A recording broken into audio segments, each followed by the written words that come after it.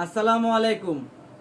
এটা হলো Indian বারিশ three piece. এই যে দেখেন, এগুলো হলো এই যে দেখেন একদম নিখুঁত কাজ করা, দেখছেন? এটা জর্জেটের উপরে বারিশ থ্রি পিস। এক পিস কাপড়ের দাম 6 থেকে 700 টাকা লাগবে, আর আমরা দাম ধরবো মাত্র 400 টাকা করে। আমাদের এখানে নিয়ম হলো পাইকারি নিতে হবে, কোনো খুচরা আমরা বিক্রি করি না। যারা পাইকারি নেবেন তারাই যোগাযোগ করবেন। 700 টাকার থ্রি পিস আমরা দাম ধরবো মাত্র 400 টাকা করে। এই যে দেখেন, এটা হলো জামা, সামনের পাট আর পিছনের পাট হলো এক কালার।